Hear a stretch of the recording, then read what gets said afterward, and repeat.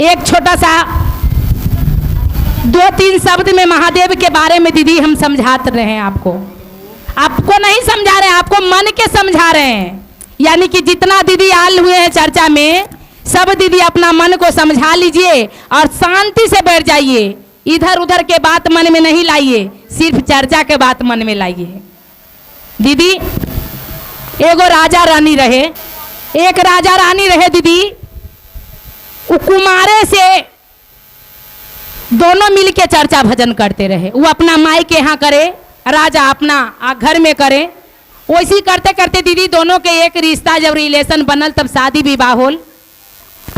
अब राजा दीदी बहुत पूजा करे, रानी भी पूजा करे, लेकिन कहते हैं दीदी कि जो ज़्यादा जितना सेवा करते भगवान के उतने संकट भगवान देते हैं। लेकिन भगवान संकट देते हैं कि संकट सह के अगर कोई भक्त हमारे दर्द की सेवा कर लेगा उसको नैया बेड़ा पार हो जाएगा।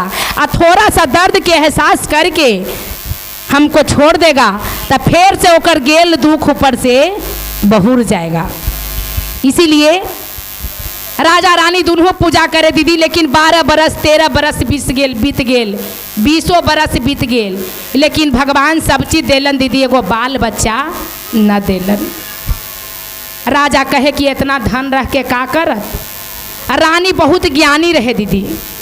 कलन की राजा जब हमरा से कुछ ना है राजा, इतना धन रख के का करबा, कहाँ जेबा दूसर के लावे। जे एगो हमार बहिन कुमार है ना, ओकरे से तोरा हम शादी करवा दे ही, दोनों बहिन मिलजुल के घर में रह, शादी कर ला। राजा रानी के बात मान के दीदी ओकर बहिन से शादी कर लेलन।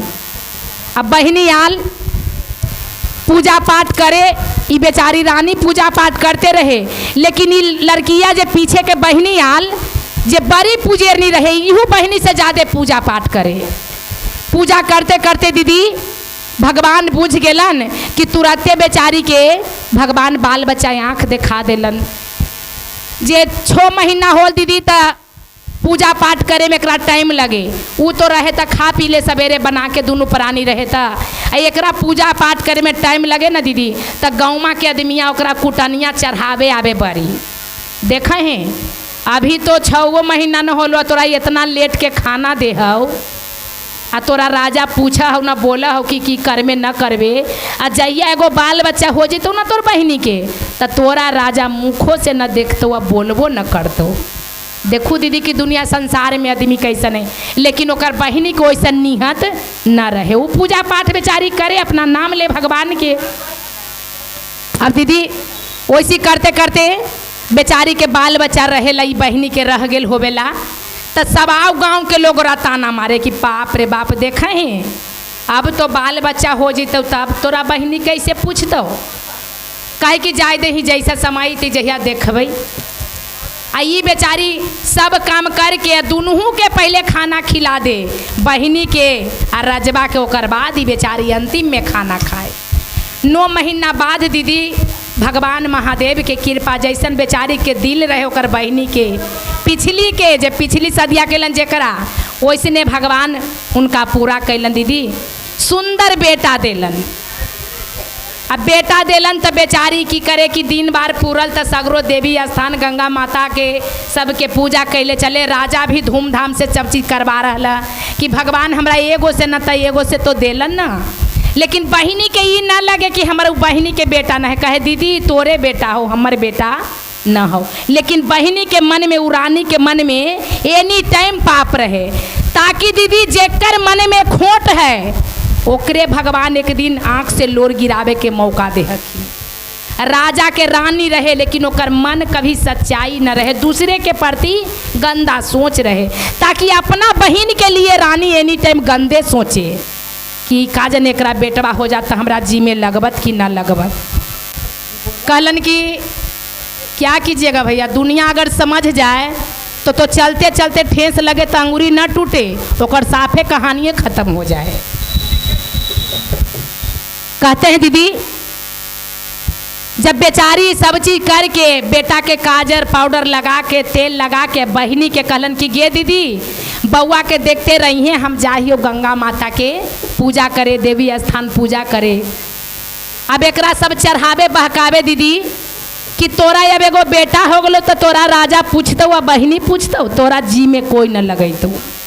लेकिन ये कहे दीदी कि जाए देहू लगावे चाहे मत लगावे, लेकिन सोचे मन में दीदी, लेकिन सब घंटा मन में पापे सोचते रहे। सोचते सोचते दीदी उ गेल पूजा करे। आई कहलन कि बाप रे सच में अब इतना सुंदर बेटा हो गई तो एकरा पूछती कि हमरा पूछते।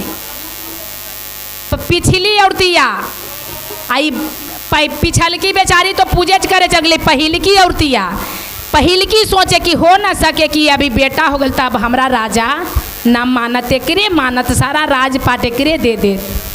की कैलन दीदी पत्थल कठोर के जी ओकरा रहे, इतना कुकर्मी नारी संसार में न होवे दीदी।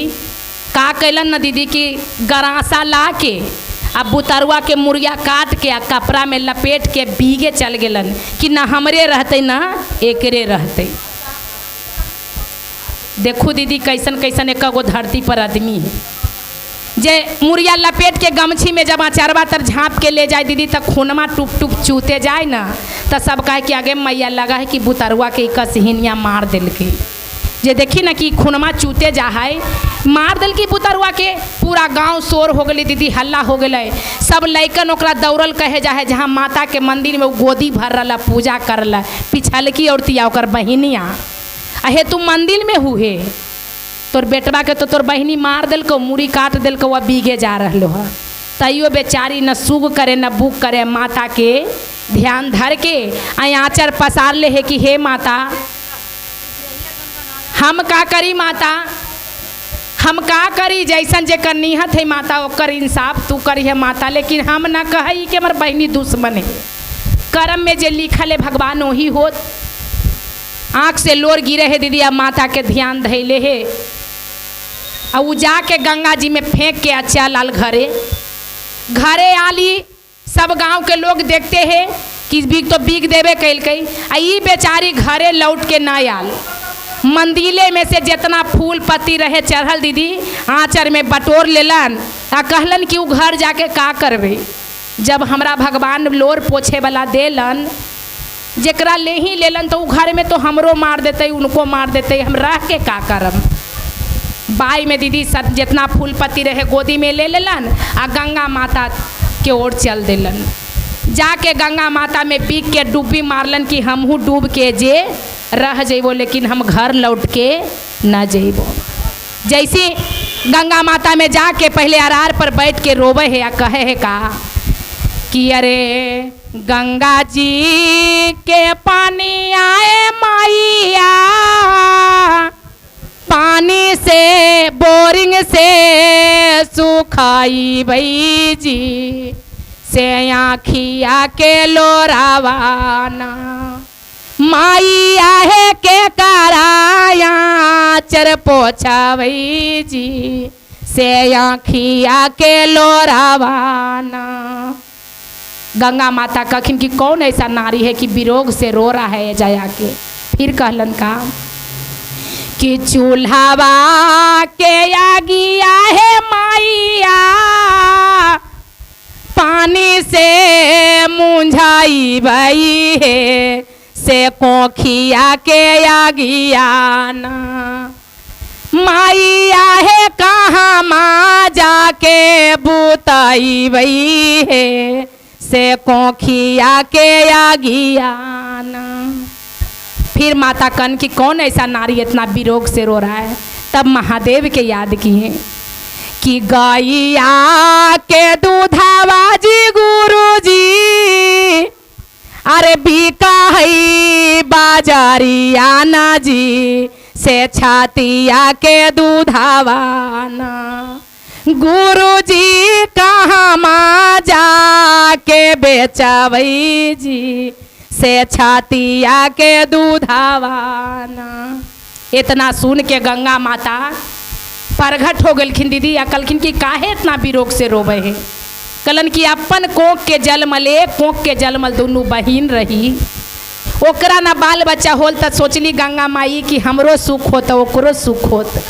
अब जैसन वो अपने बना तो वैसन हमरो बना के रख, तब हम प्राण रख के का करबो, आ न त ले गेल जे संतान के हमरा लौटा के दे द। इतना सुन के दीदी गंगा माता कहलखिन कि जो डुब्बी लगा पानी में, जाके जितना फूल पत्ती रहे जे बिग के गोता मारलन त जे बुतरुआ के बिगलन हन दीदी, जे जिंदे बुतरुआ उनकर गोदी में आ गेलन। कहलन कि जो एक बेटा से तोरा 21 बेटा होतो, आ जेकरा कहा दीदी कि पर भला तो हो भला, तू दूसरे के बारे में सोचे है कि हमारे बहनिया के दुख है तो हमरो दुख है, ओकरा सुख है तो हमरो सुख होत, तो तोरा कभी बेटा से निराश होवे न देवो। आ संसार में कहिए कि पर के भला देखा है तभी अपना भला होवा है, अपना भला खाली कर है तब पर से भला न होवा है। दूसरा के दुख देख के लोग हंस है दीदी, तो ओकरा से ज़्यादा तकलीफ तोरा होतो, लेकिन उस सुखी में एक दिन जीतो। इसीलिए दीदी अपना दुख रहे जैसे दूसरों के दुख के याद करना चाहिए, अपना सुख रहे जैसे दूसरों के सुख के याद करना चाहिए। कोई के दुख में देख के तालियां बजाना नहीं चाहिए। कम से कम एक पल देख के देखा दीदी कि दूसर के दुख में जकर आँख से आंसू गिर जाए दीदी, ओकरा भगवान कहखिन कि तोरा दुख होवे न देवो। बोलिए एक बार प्रेम से शंकर भगवान की, सच्चे दरबार की।